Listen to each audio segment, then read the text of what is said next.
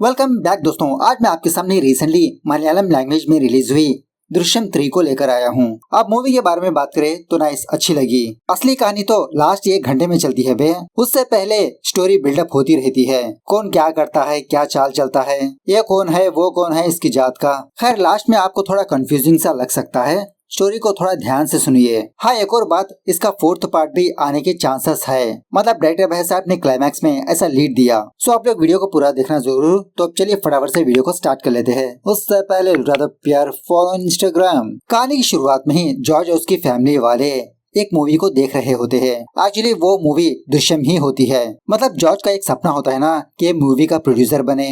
Second part में इसने novel की स्टोरी पब्लिश किया था और इतने सालों के बाद दृश्यम मूवी निकालकर ये बहुत बड़ा प्रोड्यूसर बन जाता है। इस मूवी में बहुत बड़े एक्टर ने काम किया होता है और उसी तरह से जॉर्ज ने एक नए डायरेक्टर को चांस देने पर उसने भी अपना बेस्ट दिया होता है। प्रीमियर देखकर मूवी के सारे टीम मेंबर्स मूवी की बहुत तारीफ करने लगते हैं। कल मूवी का रिलीज डेट भी है। उसके बाद जॉर्ज अपने पास काम करने वाले राजन से कहने लगता है कि राजन, अगर मैं सामने से जाऊंगा तो सारे मीडिया वाले मुझे घेर लेंगे, मैं पीछे से जाऊंगा तुम मीडिया वालों को मैनेज कर लो। इस तरह से अपने फैमिली को लेकर पीछे से जाने वाला होता है। तो यामी नाम की एक रिपोर्टर जॉर्ज के पास आकर इसका इंटरव्यू मांगने लगती है, लेकिन जॉर्ज मना करने लगता है कि इंटरव्यू वगैरह मूवी रिलीज होने के बाद ही देखेंगे। लेकिन फिर भी वो यामी जॉर्ज से यही सवाल पूछने लगती है कि आपने कहा था कि ये मूवी रियल इंसिडेंट पर बेस है जो आपकी जिंदगी में घटी थी। उस केस के रिलेटेड कुछ सवालात पूछना चाहती हूँ मैं। जॉर्ज कहने लगता है कि उसके लिए इंटरव्यू की क्या जरूरत, मैं अभी से जवाब दे देता हूँ। सारे लोगों ने देख लिया था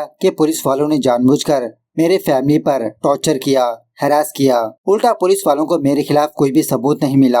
अभी अभी मेरी फैमिली उस केस से बाहर निकली है। इस तरह से बताकर वहाँ से चला जाता है। खैर दूसरे दिन मूवी रिलीज होने के बाद सुपर डुपर हिट होने लगती है। जॉर्ज पहले अपनी मूवी सिर्फ केरला में ही रिलीज करता है, मतलब रीजनल लैंग्वेज। सारे टीवी न्यूज चैनल्स में इसी मूवी की चर्चा होती रहती है। दूसरे सीन में अमेरिका में प्रभाकर और उसकी बीवी गीता को दिखाया जाता है। शायद फिलहाल गीता को कुछ प्रॉब्लम होती है, ढंग से चल नहीं पाती, बात नहीं कर पाती, बस जिंदा लाश होती है। दूसरी तरफ जॉर्ज अपने मूवी के कामों में बहुत बिजी हो जाता है।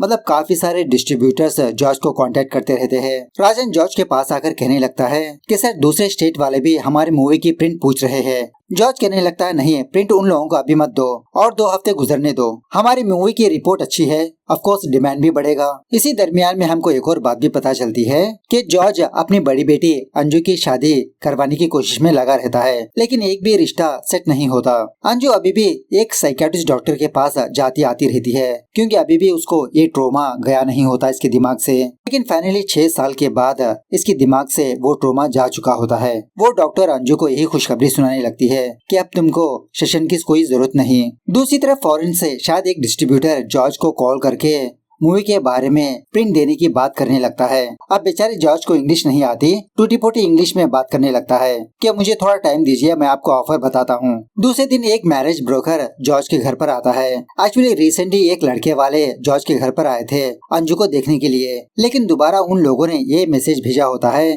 कि हमको ये रिश्ता पसंद नहीं। वो मैरिज ब्रोकर कहने लगता है कि लड़के वालों को पता नहीं कैसे ये बात पता चली, आपकी लड़की को कोई मानसिक बीमारी है, इसीलिए साइकियाट्रिस्ट डॉक्टर के पास जा रही है। जॉर्ज कहने लगता है कि मेरी बेटी को ऐसी कोई बीमारी नहीं है, वो तो अपना माइंड को क्लीन करने के लिए जाती है बस। वो मैरिज ब्रोकर कहने लगता है कि ये बात तो मुझे भी पता है सर, लेकिन लड़के वाले इस चीज को एक ऐप की तरह देख रहे हैं। जॉर्ज कहने लगता है कि आप लड़के वालों से कहो कि हम लोग शेयर देने के लिए भी रेडी है, मतलब सम काइंड ऑफ दहेज। लेकिन एक्चुअली अंजू की यही डिमांड होती है कि इसकी शादी में ये दहेज नहीं देना चाहती, ऐसा लड़का चाहिए इसको। ये सारी चीजें जॉर्ज की छोटी बेटी अनु देखकर सुनकर अपने पापा से ही बात कहने लगती है कि आप जबरदस्ती इस रिश्ते को क्यों सेट करना चाहते हो। नहीं पापा, ये रिश्ता हमें भी नहीं चाहिए। तो जॉर्ज अपनी छोटी बेटी की बातों को मान लेता है। हाँ बेटा, तुमने सही कहा, जबरदस्ती की शादी करवाना ठीक नहीं। हमारे अंजू के लिए कोई न कोई अच्छा लड़का मिल जाएगा जो अंजू को समझ सके। बाद में वो साइकियाट्रिस्ट डॉक्टर जॉर्ज और उसकी बीवी रानी को अपने पास बुलाकर कहने लगती है कि अंजू के दिमाग में अभी भी कुछ सवालात है और उन सवालों के जवाब अभी भी उनको नहीं मिले। आप अपने बच्चों को लेकर एक छोटी सी ट्रिप पर जाइए, उनसे खुलकर बात करिए, उनके डाउट्स को क्लियर करिए। सो जॉर्ज उसी तरह से अपनी फैमिली को लेकर एक छोटे से ट्रिप पर जाता है। शॉकिंगली जॉर्ज इसी जगह पर अपने एडवोकेट को भी बुलाया होता है। अंजू और अनु से कहने लगता है कि तुम्हारे मन में दिमाग में जो भी सवाल है वो एडवोकेट से पूछ सकते हो। मतलब एक्चुअली अंजू और अनु अभी भी उस केस को याद करके थोड़ा सा डर रहे होते हैं कि कहीं पुलिस वाले इनको दोबारा डिस्टर्ब ना करें। क्या दोबारा पुलिस वाले हमारे घर पर आ सकते हैं, हमको पुलिस स्टेशन ले जा सकते हैं। वो एडवोकेट कहने लगती है कि टेक्निकली ये केस अभी खत्म नहीं हुआ, लेकिन प्रैक्टिकली कब का खत्म हो चुका है। लोग इस केस के बारे में ऑलरेडी भूलते जा रहे हैं। और वैसे भी हमारे कंट्री में काफी सारे पेंडिंग केसेस है, कई साल चलते हैं ऐसे केसेस। गीता और प्रभाकर इस केस को दोबारा रीओपन करवाने के बाद ही ये केस थोड़ा बहुत आगे बढ़ सकता है, लेकिन उन दोनों ने तो कब का छोड़ दिया इस केस को।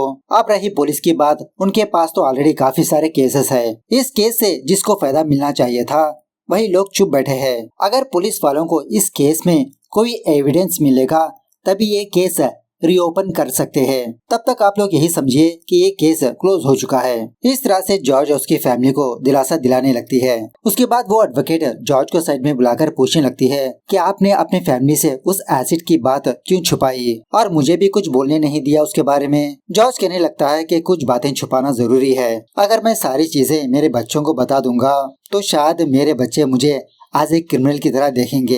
दूसरी तरफ वो रिपोर्टर यामी और उसका टीम मेंबर एक पुलिस वाले के पास जाकर वरुण के केस के बारे में पूछने लगते हैं कि सर हम वरुण के केस को एक डॉक्यूमेंट्री की तरह प्रेजेंट करना चाहते हैं, इसमें आपकी मदद चाहिए। एक्चुअली ये पुलिस वाला फिलहाल सस्पेंशन में होता है। सेकेंड पार्ट में ये बंदा और उसकी वाइफ जॉर्ज के नेबर्स थे जो उनके घर पर 24/7 नजर रखिया करते थे, वही बंदा होता है ये। खैर वो यामी धीरे धीरे इस पुलिस वाले से कहने लगती है कि सर आप ऑफिशियली हमारी मदद ना करिए, लेकिन अनऑफिशियली हमें कुछ इन्फॉर्मेशन चाहिए, हमको आपकी सपोर्ट की जरूरत है। वो पुलिस वाला पैसों के लिए मान जाता है, ठीक है मैं तुम्हारी मदद करूंगा वरुण के केस में। दूसरी तरफ अनु अपने फोन में कोई चीज को देखकर शॉकिंगली अपने पापा के पास जाकर वो वीडियो दिखाने लगती है। एक्चुअली जॉर्ज की वो मूवी यूट्यूब में पायरेसी हो चुकी होती है। जॉर्ज यही बात अपनी मूवी के हीरो को बताने पर वो हीरो जॉर्ज से कहने लगता है कि हम दोनों कल ही डीजीपी के पास जाकर इसकी कंप्लेंट करेंगे। दूसरी तरफ वो यामी एक और पुलिस वाले के पास जाकर इसी वरुण के केस के बारे में कुछ और सवाल पूछने लगती है। पूछताछ के दौरान यामी को ये बात पता चलती है कि जॉर्ज शायद वरुण के रिमेनिंग्स को लेकर एक फॉरेस्ट एरिया में गया था, वहाँ पर 2 घंटे रुका था, लेकिन वो फॉरेस्ट तो बहुत बड़ा फॉरेस्ट है, पुलिस वाले कहाँ पर ढूंढेंगे, कहाँ पर खुदाई करेंगे। हो सकता है कि जॉर्ज ने पुलिस वालों को भटकाने के लिए वहाँ पर गया होगा, रुका होगा। ये यामी कौन है, इस केस पर क्यों इतना इंटरेस्टेड है, ये हमको बाद में पता चलेगा। पुलिस वाले खुद भूल चुके होते हैं इस केस को, लेकिन यामी दोबारा खुदाई करती रहती है। दूसरी तरफ वो मैरिज ब्रोकर जॉर्ज के पास आकर एक और लड़के का रिश्ता लेकर आता है। लड़का फॉरेन में जॉब करता है, लेकिन जॉर्ज को ये बात पसंद नहीं होती कि इसकी बेटी इसकी आंखों से दूर हो, मतलब यही पर आसपास ही हो तो सही होगा। बाद में जॉर्ज शहर पर आता है उस डीजीपी से मिलने के लिए। उसी जगह पर इसकी मुलाकात सुरेश बाबू से होती है। अब ये सुरेश रिटायर हो चुका होता है, बस कुछ काम से यहाँ पर आया होता है। इत्तेफाक से इसकी मुलाकात जॉर्ज से होती है। इसी बातों में वो सुरेश दोबारा जॉर्ज से उसी केस के बारे में पूछने लगता है कि अब तो वो केस तुम्हारा खत्म हो चुका है ना। काफी सारे सवाल पूछते रहता है, लेकिन जॉर्ज चुपचाप बैठा रहता है सुनते हुए। बाद में वो सुरेश अपने बेटे के बारे में जॉर्ज से कहने लगता है कि मेरे बेटे को डायरेक्शन में इंटरेस्टेड है, कुछ शॉर्ट फिल्म्स भी बनाया है उसने, अगर किसी डायरेक्टर के पास उसको काम दिलवा दोगे तो रास्ते पर आ जाएगा। जॉर्ज कहने लगता है श्योर सर, मैं आपको कॉल करूंगा। तभी मूवी का हीरो यहाँ पर आने पर ये दोनों डीजीपी से बात करने के लिए अंदर चले जाते हैं। बाद में वो मूवी का डायरेक्टर जॉर्ज के पास आकर 2 खुशखबरी सुनाने लगता है। इसको दूसरी मूवी का चांस आया है, मूवी का हीरो है फहद फाजिल। दूसरी खुशखबरी है कि दृश्यम मूवी 100 करोड़ रीच हो चुकी है। जॉर्ज इस डायरेक्टर से सुरेश बाबू के बेटे के बारे में बताने लगता है कि एक छोटी सी हेल्प कर दो मेरे लिए। उसके बाद क्या था, उसी रात जॉर्ज सुरेश बाबू को कॉल करके यही खुशखबरी सुनाने लगता है कि आप अपने बेटे को डायरेक्टर के पास भेज दीजिए। थोड़ी देर के बाद रानी जॉर्ज के पास आकर अपने बेटे की शादी के बारे में बातचीत करती रहती है। मतलब रानी यही चाहती है कि अंजू भी फॉरेन जाए शादी करके, लेकिन जॉर्ज यही चाहता है कि इसकी बेटी की शादी लोकल में ही हो। थोड़ी देर के बाद जब जॉर्ज वापस अपने कमरे पर जाने वाला होता है तो इसको ऐसा लगता है कि इसके बागीचे से कोई लाइट जली, लेकिन पलट कर देखने पर इसको कुछ भी नजर नहीं आता। खैर सुबह होने के बाद जॉर्ज और उसकी बीवी जॉर्ज से मिलने के लिए आते हैं। सेकेंड पार्ट में इसी जॉर्ज ने अपना स्टेटमेंट दिया था कि जॉर्ज पुलिस स्टेशन में खुदाई किया था किसी को दफनाने के लिए। सो वही बंदा होता है ये।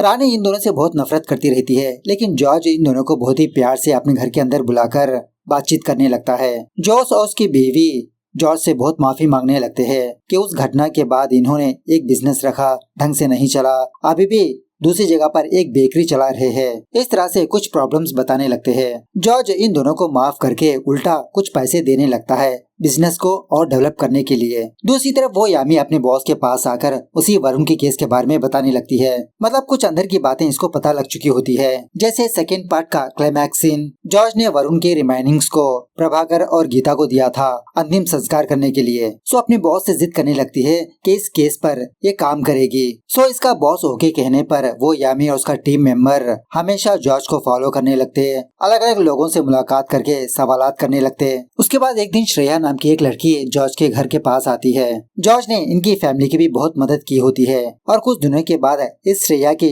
शादी होने वाली होती है। वही इनविटेशन कार्ड देने के लिए इनके पास आती है। फिलहाल ये सऊदी में काम करती है, शादी के लिए यहाँ पर आई होती है। बाद में जॉर्ज यही सोचकर दुखी होने लगता है कि पता नहीं मेरी बेटी की शादी कब होगी। जब वो श्रेया बस के जरिए से वापस अपने घर पर जा रही होती है तो वो यामी जानबूझकर इस श्रेया के बगल में आकर बैठती है। हल्के से इससे फ्रेंडशिप वगैरह करने लगती है, इसका एड्रेस के बारे में पूछने लगती है। पता चलता है कि इस श्रेया का घर एक फॉरेस्ट एरिया में पड़ता है। बाद में अपने टीम मेंबर के पास आकर कहने लगती है कि मैंने डायरेक्टली उसके घर के एड्रेस के बारे में नहीं पूछा, उसके गांव पर जाकर उसके घर के बारे में फाइंड आउट करना होगा हमें। अगर डायरेक्टली एड्रेस और फोन नंबर पूछूंगी तो शायद उसको शक भी हो सकता है। दूसरे दिन वो मैरिज ब्रोकर जॉर्ज के पास आकर कुछ शॉकिंग बातें बताने लगता है। मतलब कुछ दिनों पहले लड़के वाले अंजू को देखने के लिए आए थे। किसी शादी में उन लड़के वालों को इस मैरिज ब्रोकर ने देखा था। तो लड़के के फादर से पूछने पर इस मैरिज ब्रोकर को ये बात पता चली कि कोई दो अनजान बंदों ने उस लड़की के फादर को कॉल करके ये कहा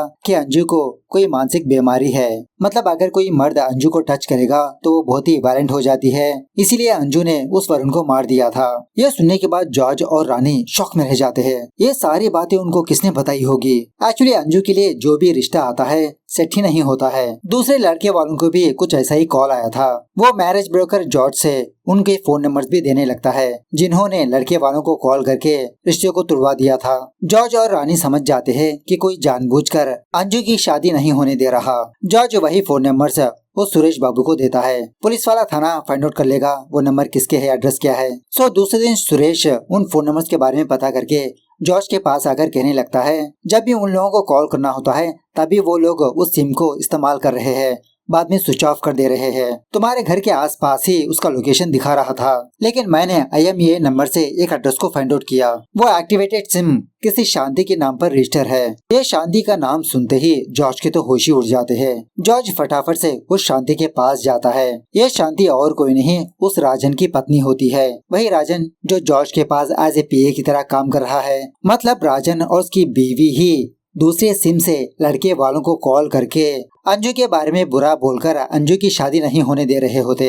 राजन की बीवी कहने लगती है क्या तुम्हारी ही फैमिली है, हमारी कोई फैमिली नहीं। तुम्हारी मदद करने की वजह से ही मेरे हस्बैंड की जॉब चली गई, खाने पीने को तरस रहे हैं। मेरी बेटी डिप्रेशन में आकर उसकी आवाज चली गई, लेकिन फिर भी मेरा हस्बैंड तुम्हारे पास काम करने लगा। लेकिन बदले में तुमने मेरे हस्बैंड के साथ क्या किया, क्या फायदा किया। इस तरह से बहुत डांटने लगती है। जॉर्ज भी बहुत मायूस होकर वापस चला आता है। जॉर्ज सुरेश से मुलाकात करके इसी के बारे में बातचीत करते हुए बहुत दुखी होने लगता है कि सच में मुझे राजन के बारे में भूलना नहीं चाहिए था। ये सारी चीजें देखकर मुझे ऐसा लगता है कि ये प्रॉब्लम अभी खत्म नहीं हुई, कोई जरूर मेरे पीछे है। उसी रात जॉर्ज यही सारी बातें रानी को भी बताने लगता है। रानी जॉर्ज का ध्यान भटकाने के लिए कुछ इधर उधर की बातें करने लगती है। इसी दरमियान में ये भी कहने लगती है कि कल रात मैंने हमारे बागीचे में एक टॉर्च लाइट को देखा था। शायद चोर होंगे, केले चुराने के लिए आए होंगे मैंने समझा, लेकिन केले तो वही के वही है। यह सुनने के बाद जॉर्ज को ये चीज बहुत ही वियर्ड लगने लगती है। कुछ दिनों पहले इसने भी अपने बागीचे में एक टॉर्च लाइट को देखा था ना। सो उसी वक्त अपने हाथ में टॉर्च लाइट लेकर अपने बागीचे में जाता है। तभी जॉर्ज को एक छोटा सा गड्ढा नजर आता है। मतलब गड्ढा होता है लेकिन उसके ऊपर घास होती है। उस घास को हटाकर देखने पर इसको ये बात पता चलती है कि कोई रिसेंटली यहाँ पर गड्ढा खोद रहा है। जॉर्ज फटाफट से इस गड्ढे को कवर करके वापस अपने घर के अंदर चला जाता है। थोड़ी देर के बाद एक अनजान बंदा इसी गड्ढे के पास आता है। वो बंदा और कोई नहीं सहदेवन होता है। सुबह होने के बाद जॉर्ज उस गड्ढे को पूरी तरह से कवर कर देता है, मतलब मिट्टी वगैरह डालकर। उसी वक्त वो मैरिज ब्रोकर जॉर्ज के पास आता है। जॉर्ज उस बंदे से कहने लगता है कि हमको फॉरेन रिश्ता भी चलेगा। दूसरी तरफ वो यामी और उसका टीम मेंबर उस श्रेया की फोटो लेकर उसके घर के बारे में फाइंड आउट करने की कोशिश करते रहते हैं। फाइनली वो दोनों उस श्रेया के घर को फाइंड आउट कर ही लेते हैं। यहीं पर एक और शॉकिंग बात पता चलती है कि ये यामी और कोई नहीं उस सहदेवन की बेटी होती है। ये सहदेवन अपनी जॉब खोने के बाद पियक्कड़ बन गया और इसी तरह जॉर्ज से रिवेंज लेने के लिए मौके की तलाश में होता है। उसके बाद वो यामी अंजू की उस साइकियाट्रिस्ट डॉक्टर के पास जाकर अपना एक झूठा केस बताने लगती है। मतलब कहने लगती है कि मैडम मेरा एक बॉयफ्रेंड है और रिसेंटली उसने मेरे साथ फिजिकल होने की कोशिश की, लेकिन मैं अभी भी इसके लिए रेडी नहीं हूँ। मैंने उसको धक्का दे दिया कि आगे जाकर मेरी मैरिज लाइफ में कुछ प्रॉब्लम हो सकती है। रिसेंटली मैंने ऐसा ही एक केस के बारे में सुना था अंजू लड़की का। इस तरह से धीरे धीरे अंजू के बारे में पूछने लगती है उस केस के बारे में। लेकिन ये डॉक्टर भी बहुत ही चालाक होती है, उस यामी को कुछ भी नहीं बताती, बस यही कहने लगती है कि उस अंजू को ऐसा कुछ भी प्रॉब्लम नहीं था। वो साइकियाट्रिस्ट डॉक्टर उसी वक्त जॉर्ज को कॉल करके उसी यामी के बारे में बताने लगती है। मतलब उसके आने का इंटेंशन कुछ और ही लगता है मुझे। एट द सेम टाइम वो मैरिज ब्रोकर एक और लड़के का रिश्ता लेकर जॉर्ज के घर पर आता है।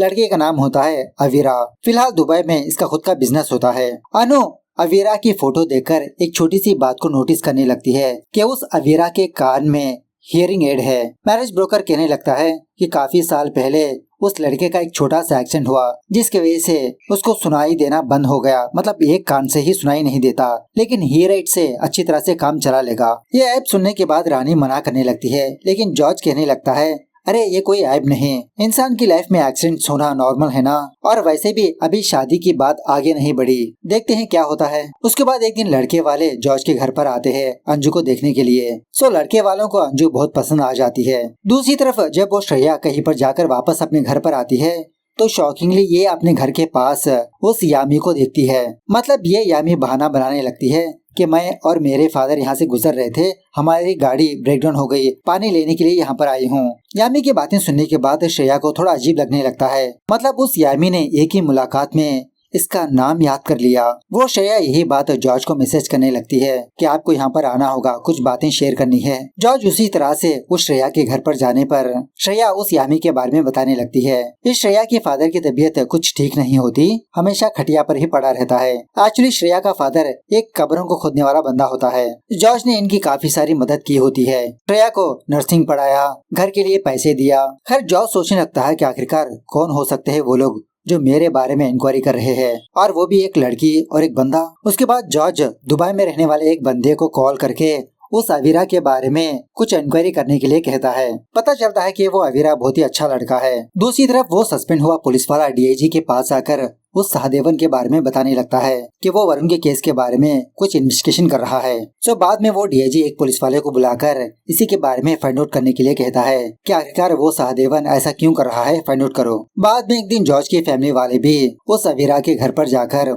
उनके फैमिली से मुलाकात करते हैं। लड़के की फैमिली वाले भी उनको बहुत पसंद आते हैं। फाइनली शादी का डेट फिक्स करने का सोच लेते हैं। जॉर्ज की फैमिली जाने के बाद लड़के वालों के घर पर वो सहदेवन और उसी तरह से राजन वहाँ पर जाते हैं। बाद में उस अवीरा का फादर जॉर्ज को कॉल करके यही बात बताने लगता है कि दो लोग हमारे घर पर आए थे, अंजू के बारे में कुछ अनाप शनाप बात करने लगे, लेकिन मैं उन दोनों को डांट डपट कर वहाँ से भेज दिया। एक्चुअली मैंने दूसरे बंदे को नहीं देखा, उसकी गाड़ी की फोटो क्लिक कर लिया है मैंने। इस तरह से वो फोटो जॉर्ज को भेजने लगता है। दूसरी तरफ वो सहदेवन उस साइकियाट्रिस्ट डॉक्टर के पास आकर उसको मारने की धमकी देकर अंजू की फाइल को हाजिर कर लेता है और इसी तरह से अंजू के फाइल में कुछ चेंजेस भी करने के लिए कहता है। अब वो डॉक्टर डर के मारे वही काम कर देती है। सहदेवन जाने के बाद वो डॉक्टर फटाफट से जॉर्ज को कॉल करके ये बात बताने लगती है कि एक बंदा मेरे पास आया था, मेरी बेटी को मारने की धमकी दी। सर मैं बहुत ही मजबूर थी। अब जो भी चीजें घट रही होती है जॉर्ज अपनी फैमिली वालों को कुछ भी नहीं बताता। उसके बाद जॉर्ज उस जोश को अपने पास बुलाकर उस गाड़ी का नंबर देकर उसके ओनर के बारे में फाइंड आउट करने के लिए कहता है। सो सहदेवन के बारे में पता चलने पर जॉर्ज फटाफट से उस सहदेवन के घर के पास जाता है। वहीं पर सहदेवन की बेटी यामी को भी देखता है। बहुत बड़ा झटका लगता है इसको। जॉर्ज कहने लगता है देखो सहदेवन, तुम्हारे और मेरे बीच कुछ नहीं है, तुम मेरे फैमिली का पीछा छोड़ दो। एक्चुअली सहदेवन की एरोगेंस की वजह से ही इसकी जॉब चली गई। सहदेवन कहने लगता है कि जॉर्ज अब तक तुम अपनी लक की वजह से बचते आ रहे हो, लेकिन अब तुम्हारा सामना मुझसे हो रहा है। अभी तो गेम शुरू हुआ है, मैं इस गेम में जीतने के लिए किस हद तक भी जा सकता हूँ। अपनी बड़ी बेटी की शादी करने वाले थे ना तुम, देखता हूँ मैं भी तुम कैसे करोगे, उसको विदेश कैसे भेजोगे। उसी रात वो सहदेवन श्रेया और उसके फादर के घर पर आकर इन दोनों को मार पीट कर यही बात पूछने लगता है कि उस दिन तुमने जॉर्ज को किसका स्केलेटन दिया था, सच सच बताओ वरना मैं तुम्हारी बेटी को मार दूंगा। श्रेया का फादर डर के मारे उस सहदेवन को कुछ सच्चाइयाँ बताने लगता है। उसके बाद श्रेया का फादर जॉर्ज को फोन करके यही सारी बातें बताने लगता है। श्रेया जॉर्ज से कहने लगती है कि मैं सोच रही हूँ कि पासी के पुलिस स्टेशन पर जाकर उसकी कंप्लेंट कर दूं। जॉर्ज कहने लगता है ठीक है तुम वो काम कर दो। दूसरी तरफ फिलिप नाम का एक पुलिस वाला वो डीआईजी थॉमस को फोन करके कहने लगता है कि सर उस सहदेवन ने वरुण के केस में कुछ फाइंड आउट किया, वो आपसे बात करना चाहता है। थॉमस कहने लगता है ठीक है तुम एक काम करो, उस सहदेवन को गेस्ट हाउस के पास लेकर आओ, देखते हैं क्या बताएगा वो। सो बाद में सहदेवन उसी तरह से थॉमस से मिलने के लिए गेस्ट हाउस पर जाता है। पहले तो थॉमस और वो पुलिस वाला फिलिप इसको डांटने लगते हैं कि तुम्हारे ऊपर एक लड़की ने कंप्लेंट दर्ज किया, लोगों के पास जाकर तुम डरा धमका रहे हो, तुम ऐसा क्यों कर रहे हो। वो सहदेवन इन दोनों को कुछ भी नहीं बताता, चुपचाप खड़ा रहता है। थॉमस कहने लगता है कि फिलिप ये ऐसे मुंह नहीं खोलेगा, इसके ऊपर एक्शन ले लो। ऐसा कहकर जब बाहर आता है तो प्रभाकर इस थॉमस से मिलने के लिए आया होता है। पहले तो वो प्रभाकर वीडियो कॉल करके अपनी बीवी गीता को दिखाने लगता है, लेकिन वो गीता थॉमस को देखने के बाद भी कुछ भी रिएक्ट नहीं करती। प्रभाकर थॉमस से कहने लगता है कि गीता डिप्रेशन में आकर अपना हाल इस तरह से कर लिया, ना किसी से बात करती। उसके दिमाग में यही बात घूम रही है कि उसने अपने बेटे को इंसाफ नहीं दिला पाई। प्रभाकर की बातों से थॉमस को एक और बात पता चलती है कि एक्चुअली प्रभाकर ने ही सहदेवन से कहा कि इस केस पर तुम काम करो, इसलिए सहदेवन उसकी बेटी यामी जॉर्ज की फैमिली के पीछे हाथ धोकर पड़े होते हैं। यह सुनने के बाद थॉमस प्रभाकर पर हल्के से गुस्सा करने लगता है कि आपने उस सहदेवन को क्यों चूज किया, वो पहले से ही वायलेंट बंदा है, उसकी हरकतों की वजह से ही उसकी जॉब चली गई। प्रभाकर कहने लगता है कि लेकिन सर सहदेवन ने एक बात फाइंड आउट किया, मतलब पुलिस वालों को एक कंकाल मिला होता है ना, ऑफ कोर्स वो कंकाल वरुण का नहीं होता। श्रेया के फादर ने दूसरी कब्र खोदकर किसी बंदे के कंकाल को जॉर्ज को दिया था, मतलब रिप्लेस कर दिया था। यह हमने सेकंड पार्ट में देख लिया था। तो उस बंदे के बारे में वो सहदेवन पता कर चुका होता है, लेकिन फिर भी थॉमस प्रभाकर को समझाने लगता है कि धीरे धीरे लोग इस केस के बारे में भूलते जा रहे हैं, ये केस ठंडा पड़ चुका है, आप क्यों गड़े हुए मुर्दे उखाड़ रहे हो। प्रभाकर कहने लगता है कि सर मेरे अंदर भी एक गिल्ट है कि मैंने अपने बेटे को इंसाफ नहीं दिला पाया। अब मेरे पास मेरी एक बीवी है, अगर मैंने उसको भी खो दिया तो इस दुनिया में मेरा कोई भी नहीं रहेगा। सो अपनी बीवी के लिए मैं इस केस को एक एंड देना चाहता हूँ, हमारा दर्द उस जॉर्ज को भी भुगतना पड़ेगा। इसी बातों के दरमियान में सहदेवन इन दोनों के पास आकर कहने लगता है कि मैंने ऑलमोस्ट फाइंड आउट कर लिया कि जॉर्ज ने वरुण की लाश को कहाँ पर दफनाया। मुझे लगता है कि वरुण की लाश को श्रेया के घर के नीचे ही दफनाया होगा। अब श्रेया का घर एक बहुत ही घने जंगल में होता है। 5 साल पहले जॉर्ज ने वहाँ के एक प्लेस को खरीद चुका था, लेकिन रजिस्ट्रेशन श्रेया के फादर पर कर चुका होता है और उसी तरह से घर बनवा कर श्रेया के फादर के नाम कर चुका होता है। और उसी तरह उसी जॉर्ज ने श्रेया की फैमिली को काफी सारी मदद की। थॉमस कहने लगता है कि हम लोग वहाँ पर डायरेक्टली जाकर खुदाई नहीं कर सकते, क्योंकि अगर जॉर्ज और वरुण के बीच कोई कनेक्शन होगा तभी हम इस केस में आगे बढ़ सकते हैं। तुम ही बता रहे हो कि वो घर जॉर्ज के नाम पर नहीं है, तो वी हैव नो राइट्स। उसके बाद थॉमस उस सहदेवन को बाहर भेजकर प्रभाकर को एक सीक्रेट बात बताने लगता है कि प्रभाकर जी हमारे इन्वेस्टिगेशन में एक बात पता चली, उस जॉर्ज ने 35 लीटर का एसिड खरीदा था, उसके काफी सारी बागीचे हैं, वो एसिड किसी न किसी बागीचे में यूज किया होगा, मतलब ऐसा हो सकता है। लेकिन उसके बाद उस जॉर्ज ने हर महीना सिर्फ 5 लीटर का एसिड ही खरीदा। मतलब थॉमस प्रभाकर को इनडायरेक्टली ये बताना चाहता है कि जॉर्ज ने वरुण के कंकाल को एसिड में डालकर डिस्पोज कर दिया होगा। तो ऐसे में हम इस सहदेवन की बातों पर भरोसा नहीं कर सकते। प्रभाकर कहने लगता है तो फिर क्या हम इस केस में कुछ नहीं कर सकते। कुछ दिनों के बाद जॉर्ज की बड़ी बेटी की शादी है, वो विदेश चली जाएगी, हमारी इतने सालों की मेहनत वेस्ट हो जाएगी सर, एटलीस्ट हम उसकी बेटी की शादी तो रोक सकते हैं ना। थॉमस प्रभाकर की मदद करने के लिए राजी हो जाता है। दूसरी तरफ अंजू और उस अवीरा की एंगेजमेंट हो जाती है, शादी के काम में बहुत बिजी होते हैं वो। एट द सेम टाइम दूसरी तरफ थॉमस और प्रभाकरन कुछ डॉक्यूमेंट्स को रेडी करते रहते हैं जॉर्ज के खिलाफ। पुलिस वाले एक फैमिली के पास जाकर एक बंदे के डीएनए सैंपल्स हासिल कर लेते हैं। वही जो असली बंदे के स्केलेटन को हासिल किया था ना जॉर्ज। मतलब इन लोगों का यही प्लान होता है कि ये लोग कोर्ट में ये प्रूव कर सके कि जो स्केलेटन पुलिस वालों को मिला था वो दूसरे बंदे का है। कुछ सबूतों के जरिए से अगर इस केस को हम दोबारा रीओपन करेंगे तो उस अंजू की शादी रुक सकती है। दूसरी तरफ अंजू जॉर्ज से एक छोटी सी रिक्वेस्ट करने लगती है कि शादी होने के बाद अंजू और अवीरा ने ये डिसाइड किया कि 2 दिनों तक एक हिल स्टेशन पर चलेंगे, तो जॉर्ज भी इसके लिए ओके कह देता है। इसी दरमियान में जॉर्ज को ये बात पता चलती है कि सहदेवन के पीछे पुलिस वाले भी है। अपने एडवोकेट के पास जाकर यही बात कहने लगता है कि पुलिस वाले इसके पास आने से पहले अगर मैं बेल को रेडी कर लिया तो। इसके एडवोकेट कहने लगती है, अरे सर, मुझे तो ऐसी कोई इन्फॉर्मेशन नहीं मिली कि वो केस दोबारा रीओपन हुआ। अगर हुआ भी तो मैं एंटीसिपेटरी बेल को अप्लाई कर दूंगी। इस तरह से जॉर्ज को दिलासा दिलाने लगती है। अब दूसरी तरफ थॉमस और प्रभाकर को ये बात पता चलती है कि जॉर्ज ने ऑलरेडी एंटीसिपेटरी बेल के लिए अप्लाई कर चुका है। यह सुनने के बाद प्रभाकर जिद पर अड़ा रहता है कि किसी भी तरह से उस अंजू की शादी को रोकना होगा। तो थॉमस एक छोटा सा आइडिया बताने लगता है कि अगर हम सैटरडे को उसको नोटिस भेजेंगे तो संडे हॉलिडे होगा, मंडे भी इतना जल्दी उससे नहीं हो पाएगा और मंडे ही उसकी बेटी की शादी है। इस तरह से बाद में पुलिस वाले जॉर्ज के घर पर जाकर पुलिस स्टेशन पर बुलाने लगते हैं। कहने लगते हैं कि उस वरुण के केस को दोबारा रीओपन कर चुके हैं, लेकिन जॉर्ज ने ऑलरेडी बेल के पेपर्स रेडी कर चुका होता है। पुलिस वालों को दिखाने पर वो चुपचाप वापस आ जाते हैं। मतलब जॉर्ज कोर्ट से ही ऑर्डर लेकर आ चुका होता है, क्योंकि हाई कोर्ट ने उस वरुण के केस को क्लोज कर दिया। अगर इस केस में कुछ मूवमेंट करनी होगी तो कोर्ट से ऑर्डर लेना पड़ेगा। थॉमस प्रभाकर से ही बात कहने लगता है कि मैं भी आपका कोऑपरेट नहीं कर सकता बिना कोर्ट ऑर्डर के, वरना हमारे ऊपर इंक्वायरी होगी। लेकिन बाद में थॉमस खुद एक और प्लान को एग्जीक्यूट करने के लिए कहता है। उसके बाद फाइनली शादी का दिन आ ही जाता है। सारे लोग शादी के काम में बिजी होते हैं, लेकिन जॉर्ज को अंदर से घबराहट होती रहती है कि पता नहीं किससे कौन सा कॉल आ जाए, मेरी बेटी की शादी ना रुक जाए। घर से बाहर आकर देखता है तो इसके घर के बाहर काफी सारे पुलिस वालों की गाड़ियां होती है। एट द सेम टाइम दूसरी तरफ प्रभाकर का लॉयर कोर्ट में आकर यही आर्ग्यू करने लगता है कि आज जॉर्ज को और उसकी फैमिली को कोर्ट में प्रोड्यूस होना होगा। ऑफ कोर्स उसी कोर्ट में जॉर्ज की लॉयर भी होती है। इसने ऑलरेडी जज से बात कर चुकी होती है कि आज जॉर्ज की बेटी की शादी है। जज साहब ये सब कुछ उनका एक प्लान है शादी को रोकने के लिए। पुलिस वालों के पास जॉर्ज के खिलाफ कोई भी सबूत नहीं। प्रभाकर का लॉयर एक झूठी रिपोर्ट भी जज के सामने प्रोड्यूस करने लगता है कि उस अनु को कुछ मानसिक बीमारी है,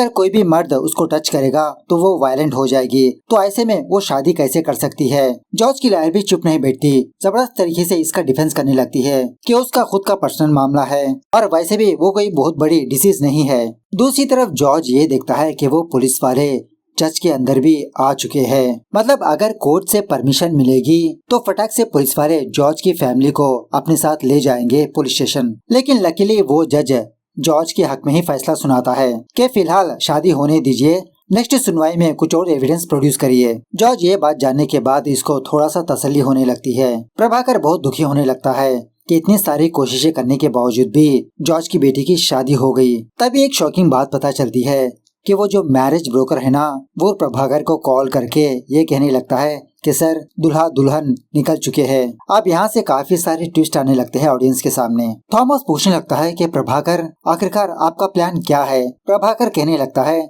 कि अब तक जो भी मैंने किया वो सब कुछ एक डिस्ट्रैक्शन था, असली खेल तो अब शुरू होगा। वो जो दूल्हा होता है ना अवीरा, वो प्रभाकर का ट्रम्प कार्ड होता है। एक्चुअली कुछ सालों पहले इस प्रभाकर ने उस अवीरो का बिजनेस जानबूझकर डाउन करके दोबारा यही मदद किया था। उसके बाद प्रभाकर कुछ ब्रोकर्स को इकट्ठा करके उनको एक्स्ट्रा पैसे देकर जॉर्ज के घर पर भेजने लगा रिश्तों के लिए। लेकिन जॉर्ज अपनी बेटी को विदेश नहीं भेजना चाहता था, तो वहाँ पर प्रभाकर को थोड़ा प्रॉब्लम आई थी। लेकिन बाद में जॉर्ज ने अपना निर्णय बदल दिया और उसी तरह शादी के बाद हनीमून पर हिल स्टेशन जाने का प्लान यही प्रभाकर का ही था। मतलब प्रभाकर ने उस अवीरा से कहा और अवीरा ने उस अंजू को मनवा लिया। प्रभाकर ऐसे रिसोर्ट को सिलेक्ट करता है जो शहर से बहुत ही दूर हो। फर्स्ट नाइट की रात अवीरा अंजू को बेहोशी की दवाई देकर सुला देगा। उसके बाद वो सहदेवन इनके कमरे पर आकर कुछ सबूतों को क्रिएट करने लगता है। मतलब प्रभाकर का यही प्लान होता है कि अंजू को एक दिमागी बीमारी है, अगर कोई भी मर्द इसको छुएगा तो ये वायलेंट हो जाएगी। तो फर्स्ट नाइट की रात को जब अवीरा इसके करीब जाने लगा तो अंजू ने चाकू लेकर इस पर अटैक किया। वो अवीरा डर के मारे भाग गया। सबूत क्रिएट करने के बाद वो सहदेवन जॉर्ज को वीडियो कॉल करके उसकी बेटी को दिखाने लगता है। जॉर्ज फटाफट से अपनी गाड़ी लेकर उस रिसोर्ट पर जाने लगता है अपनी बेटी को बचाने के लिए। थोड़ी देर के बाद वो सहदेवन पुलिस वालों को फोन करके उस रिसोर्ट के बारे में बताने लगता है। मतलब उस रिसोर्ट के अंदर एक क्राइम हुआ। थोड़ी देर के बाद अंजू को होश आने पर कमरे में इतने सारे खून को देखकर शॉक में रह जाती है। अब उसी समय जॉर्ज भी अपनी बेटी के पास आता है। अंजू को कुछ भी पता नहीं चलता आखिरकार कमरे में हुआ क्या, वो अवीरा कहाँ पर है इसको भी ये भी नहीं पता। अब उसी वक्त पुलिस वाले भी यहाँ पर पहुँच जाते हैं। सारे सबूत अंजू के खिलाफ होने पर पुलिस वाले इसको अरेस्ट कर लेते हैं। मतलब प्रभाकर का ये सब कुछ प्लान होता है। यही सारा प्लान थॉमस को बताते रहता है। प्रभाकर का बेटा मर चुका है, जॉर्ज की बेटी जेल जानी चाहिए। थॉमस पूछने लगता है तो फिर उस अवीरा का क्या होगा। प्रभाकर कहने लगता है कि वो तो रामेश्वरम से श्रीलंका चला जाएगा। न्यू आइडेंटिटी, सब कुछ नया। पुलिस वाले जॉर्ज उसकी फैमिली को टॉर्चर करते रहेंगे कि जॉर्ज ने अवीरा की लाश को कहां पर छुपाया। जॉर्ज की फैमिली अब ढंग से सो नहीं पाएगी, अब मैं आराम से सो जाऊंगा। खैर सुबह होने के बाद वो थॉमस प्रभाकरन के पास आकर कहने लगता है कि आपने जिस तरह से प्लान बनाया वैसा कुछ भी नहीं हुआ प्रभाकर। क्या आपको पता है वो सहदेवन कहाँ पर है, अवीरा कहाँ पर है। सीन थोड़ा सा फ्लैशबैक में जाने लगता है। प्रभाकर के प्लान के हिसाब से वो सहदेवन अंजू के पास गया, लेकिन अंजू बेहोश नहीं हुई होती। जो भी हो सहदेवन अंजू को मार पीट कर बहुत जख्मी करने लगता है। अब ऑलरेडी सहदेवन ने जॉर्ज को वीडियो कॉल किया था तो जॉर्ज फटाफट से अंजू के पास आता है। वो तो कमरे में बेहोश पड़ी होती है जख्मी हालत में। जॉर्ज ने खुद यहाँ पर पुलिस वालों को बुलाया होता है। पुलिस वालों से कहने लगता है कि सहदेवन नाम के एक बंदे ने मेरी बेटी पर अटैक किया। जॉर्ज दरवाजा तोड़कर अपनी बेटी के पास जाकर हॉस्पिटल ले जाने लगता है। सो थॉमस यही सारी बातें प्रभाकर को बताने लगता है और ये भी कहने लगता है कि शायद उस सहदेवन ने उस अवीरा को भी मार दिया होगा। ऐसा कहते हुए ये दोनों फटाफट से उस सहदेवन के घर पर जाते हैं। पता नहीं उस साले ने क्या कांड कर दिया होगा। शॉकिंगली वहाँ पर जॉर्ज होता है, जॉर्ज कुट्टी। सीन दोबारा थोड़ा फ्लैशबैक में जाने लगता है। जब सहदेवन के साइड से जॉर्ज को कॉल आया, जॉर्ज फटाफट से अपनी बेटी के पास जाने लगा। रास्ते के दरमियान में जॉर्ज के दिमाग में एक बात खटकती है। कुछ दिनों पहले जॉर्ज ने अपने बागीचे में एक छोटे से गड्ढे को देखा था ना। सहदेवन ने ही उस गड्ढे को बनाया था, क्योंकि सहदेवन का एक सेपरेट प्लान होता है कि वो अवीरा को मारकर उस गड्ढे में दफना दे, जॉर्ज को फंसा दे। जॉर्ज उस जोश को फोन करके फटाफट से अपने बागीचे के पास जाने के लिए कहता है। सहदेवन जरूर वहाँ पर आएगा उसको रोकने के लिए। तो सहदेवन उसी तरह से जॉर्ज के घर पर जाकर कुछ करके वापस अपने घर पर आता है। लेकिन शॉकिंगली सहदेवन के घर पर जॉर्ज और जोश आ चुके होते हैं। सहदेवन को मार पीट कर पूछने लगता है कि बताओ उस अवीरा का तुमने क्या किया, कहाँ पर दफनाया। पहले तो ये सहदेवन बताने से मना करने लगता है, लेकिन बाद में इसको बहुत जख्मी करने पर अपना बयान देने लगता है। वो जोश इसका रिकॉर्डिंग भी करने लगता है। सहदेवन कहने लगता है कि इन सब के पीछे आईजी थॉमस और उसी तरह से प्रभाकर है। सहदेवन एक और बात बताने लगता है कि जब जॉर्ज ने उस गड्ढे को फाइंड आउट किया, उस गड्ढे को क्लोज कर दिया था ना, सहदेवन ने इसकी वीडियो बना चुका होता है ताकि सबूत इसके खिलाफ यूज कर सके कि जॉर्ज ने उस अवीरा को मारकर अपने बागीचे में दफना दिया। सहदेवन एक और शॉकिंग बात बताने लगता है कि इसने उस अवीरा को नहीं मारा, मतलब मारने के लिए बागीचे के पास लेकर गया था, लेकिन वहाँ पर काफी सारे लोग थे तो उस अवीरा को लेकर वापस अपने घर पर आ गया। सो प्रेजेंट पर जॉर्ज प्रभाकर और थॉमस से ही बात कहने लगता है कि सहदेवन का स्टेटमेंट मेरे पास है, अगर तुम दोनों ने दोबारा कोई हरकत की तो मैं सोशल मीडिया में इसको वायरल कर दूंगा। प्रभाकर कहने लगता है कि जॉर्ज हमेशा लक तुम्हारे साइड ही नहीं होगा, मेरा बदला अभी भी पूरा नहीं हुआ, मेरा बदला पूरा होने तक मैं तुम्हारे पीछे लगा रहूंगा, और वैसे भी मेरे पास खोने के लिए क्या है। जॉर्ज अपनी बेटी को देखने के लिए हॉस्पिटल पर जाता है, क्योंकि इसकी बेटी तो बहुत जख्मी होती है। और उसी तरह जॉर्ज ने एक फैसला ले चुका होता है कि वो पुलिस के पास जाकर सरेंडर हो जाएगा, क्योंकि जब तक ये केस क्लोज नहीं होगा तब तक ये केस इनका पास्ट इनका पीछा करता ही रहेगा। दूसरे दिन जॉर्ज अपने लॉयर के जरिए से थॉमस के पास जाकर कुछ कंडीशंस को रखता है कि जॉर्ज तो सरेंडर हो जाएगा, लेकिन इसकी सजा सिर्फ 5 साल तक ही रहेगी। सजा खत्म होने के बाद कोई भी इसको डिस्टर्ब नहीं करेगा। अब ऑफ कोर्स वहीं पर प्रभाकर भी होता है। जॉर्ज कहने लगता है कि अगर तुम्हारा इरादा मेरी बेटी को सजा दिलवाना है तो मैं ये कभी नहीं होने दूंगा। मैं हमेशा अपनी फैमिली के सामने खड़ा रहूंगा। अगर तुमने दोबारा ऐसी सोच तुम्हारे दिमाग में लाई तो मैं तुमको मार दूंगा। इस चीज को यहीं पर रोक दो। थोड़ी देर के बाद वो अवीरा प्रभाकर को कॉल करता है। वो रामेश्वरम से श्रीलंका जा रहा होता है। जब जॉर्ज और जोस उस सहदेवन के पास आकर इसका बयान ले रहे थे, उस वक्त वो अवीरा वहीं पर था। इन दोनों को देखकर वो अवीरा वहाँ से भाग गया। सो प्रभाकर से पूछने लगता है कि आपको पता था ना कि वो सहदेवन मुझे मारने वाला था। प्रभाकर कहने लगता है कि तुमको मारने का हमारा प्लान ही नहीं था, वो तो सहदेवन ने होशियारी दिखाई थी। सीन दोबारा थोड़ा फ्लैशबैक में जाने लगता है। जब सहदेवन ने जॉर्ज को वीडियो कॉल किया था ना, जॉर्ज फटाफट से अपनी बेटी के पास गया। उस वक्त सहदेवन ऑलरेडी कुछ सबूत को क्रिएट कर चुका होता है। जॉर्ज इस केस को और भटकाने के लिए अपनी बेटी को बहुत जख्मी करने लगता है, मारने पीटने लगता है। मतलब जॉर्ज ने ऑलरेडी जान लिया था कि ये सब कुछ एक ट्रैप है। सो उसी वक्त जब पुलिस वाले आते हैं तो पुलिस वालों को जॉर्ज ने सहदेवन के बारे में बताया। अंजू होश में आने के बाद भी यही स्टेटमेंट देने लगती है कि मुझ पर अटैक करने वाला वही सहदेवन है। यह सारी सच्चाइयां जानने के बाद प्रभाकर और थॉमस के तो होश ही उड़ जाते हैं। प्रभाकर का इतने सालों का प्लान जॉर्ज ने कुछ मिनटों में पलट कर रख दिया। फाइनल सीन में हम ये देखते हैं कि प्रभाकर और उसकी बीवी गीता उसी जॉर्ज की न्यूज को देख रहे होते हैं कि जॉर्ज ने सरेंडर हो गया। प्रभाकर पूछने लगता है कि अब तुम खुश हो? गीता अपना सर हिलाने लगती है, मतलब ना का जवाब देने लगती है। गीता को चाहिए कि वो अंजू को सजा दिलवाए और उसी तरह बोलने भी लगती है कि मुझे वो अंजू चाहिए। मतलब इसकी जात का और 3 घंटे खींचने का प्लान है इनका। सो मूवी कैसे लगी कमेंट करके बताना जरूर। मिलता है अगली वीडियो में, तब तक take care, bye bye, see you soon.